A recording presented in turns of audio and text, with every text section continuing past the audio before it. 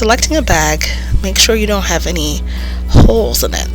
This one has a hole right in the middle, which would not be helpful. This one is way too thick. Some people would like to use this as a down loop, which I'll explain later, but it's too thick and it doesn't have enough stretch. This one, while it does stretch a little bit more, when you try to combine it with other bags, it will rip the other bag, so that's not a great one. This is an example of a good bag. There aren't holes on the sides, it has enough stretch, and when we want to loop them together, it will be able to slide against the others. So now let's fold it. We fold it twice long ways, and then we grab our scissors. We cut off the handles, and we cut off the bottom.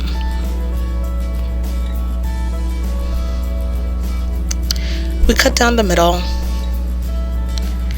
and stacking the two on top of each other, we cut down again.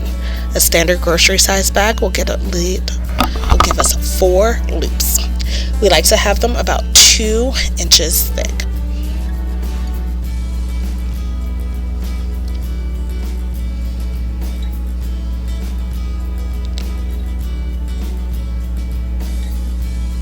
Now let's do this again. So again, we folded it twice and we're cutting off the bottom.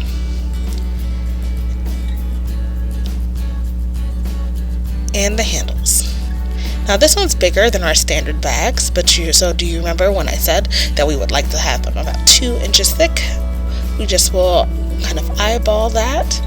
Sometimes we have to refold if it falls apart.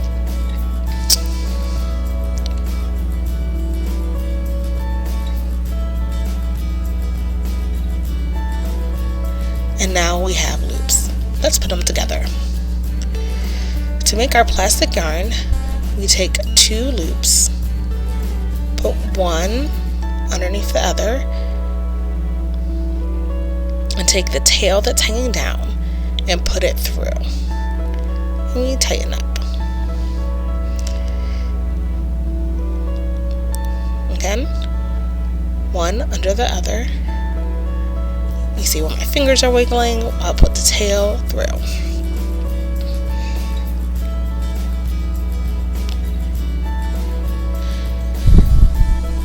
You'll notice this one kind of has a bubble, it's not leaning straight. So what we'll do is we'll loosen the knot a bit and kind of wiggle it so it can be completely straight. This will lead to less cleaning up at the end. We keep on going to create our plarn, which is plastic yarn.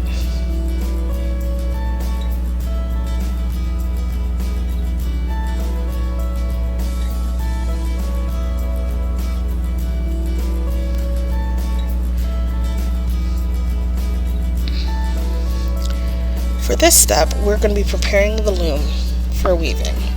You'll notice that all the ones on the top have the corresponding numbers at the bottom. So if any of the loops fall out, you know where it goes. We'll take a loop and we will put it through the hole. You can do this with your fingers, but I find it easier to use a crochet hook. And we do it to the end of the base of the loom. Right now I'm doing this just with black and white to alternate to make it easier to demonstrate, but we tend to like to use the state store bags, or commonly known as the wine spirit bags, to do all of this. Now that we load all 38, we are going to open the first one and put the second one through. Then we tighten the first bag around the second loop. Now we'll take the next one, put it through and tighten, and we're going to continue down the line. So we take the one that was before, put it around the one that's after, and tighten it.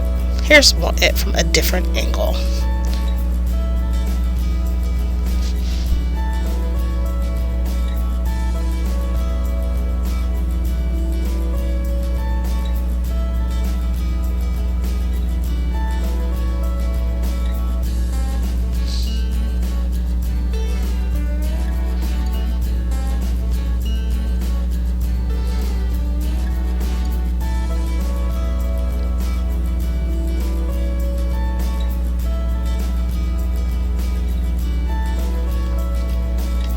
Once we get to the end, we're going to be attaching the ball that we're going to start from the looping. So if we do this correctly, we have one loop that's at the end. We'll grab our plarn, which again is our plastic yarn,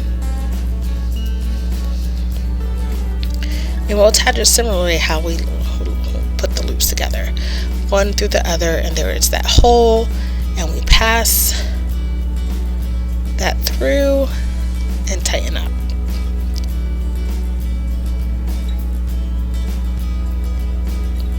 Now the next step will be weaving.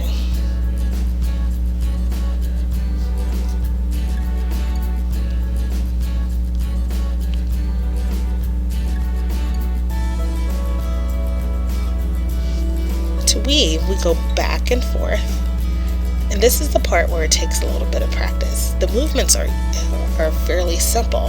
However, it's the tension that gets a lot of people caught up. We don't want to weave too tightly. If you notice, I'm pushing down on the plarn. It takes barely any effort to slide down. So if you're having to use a lot of force to push down your weaving, you're doing it too tightly. Once you get to the end, you just swing around and you continue to weave back and forth, trying to do what is the opposite of what's underneath. Now you notice right here, I noticed that both of my plarn is on the same side because I missed going back and forth. So I just simply undo and start weaving again, making sure I go back and forth.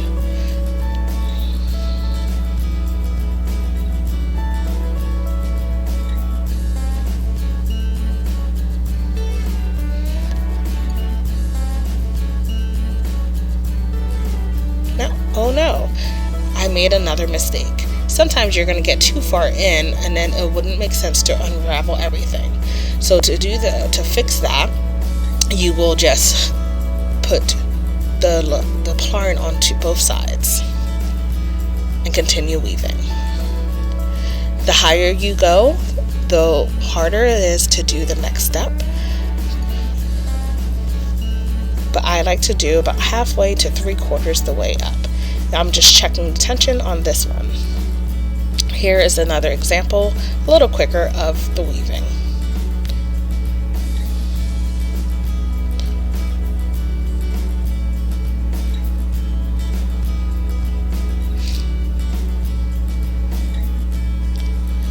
Now our next step is to pull the plarn through. You'll notice that there's parts that are hanging down.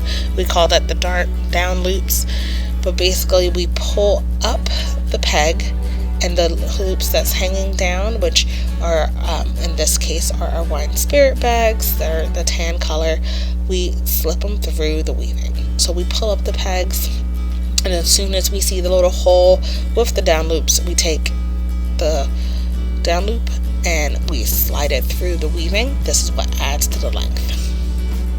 So again, we pull up the peg. When we see the little hole, we take our fingers and pull the rest of the weaving through. Pull the down loop through the weaving and push it back, push it back. Make sure all of what we just wove is off of the peg before you start weaving again. Admittedly, this is the most tedious part, and sometimes it does break. It's okay if it breaks. We'll just take a crochet hook and we'll tie knots and add additional loops to reinforce it.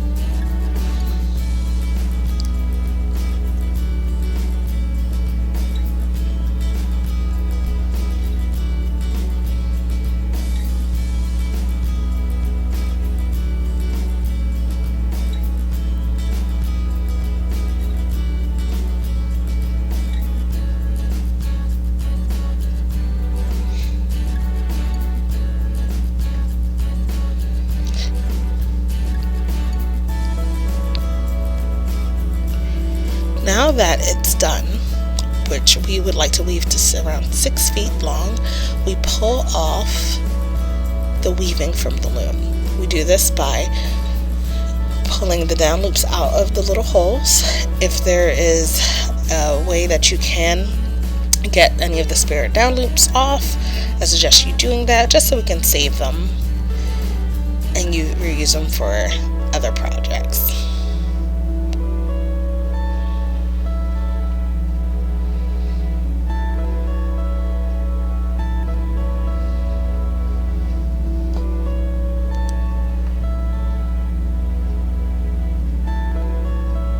After removing the weaving completely, we start from one end and we tie the down loops together.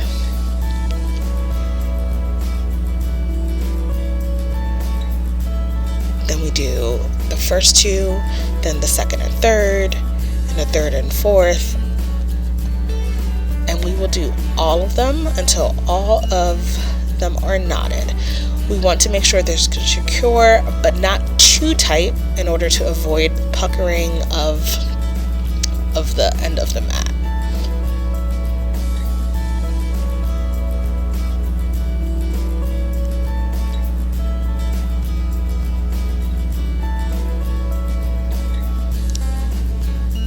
For the sake of time, I'll just show you the next step instead of making you watch me do all 38 of them. Taking a crochet hook,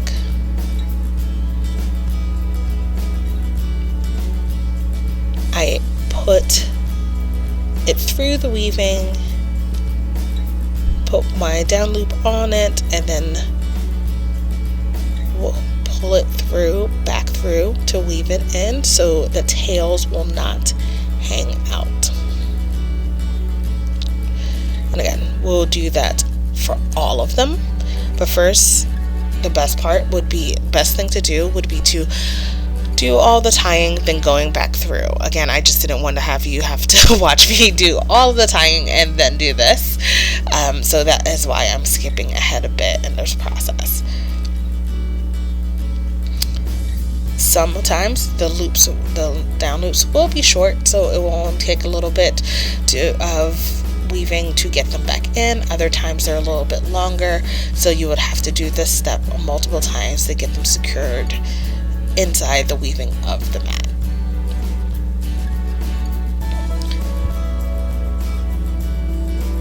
This process can also be done with a latch hook.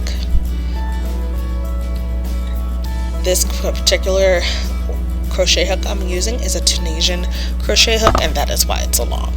You'll do this for all of it.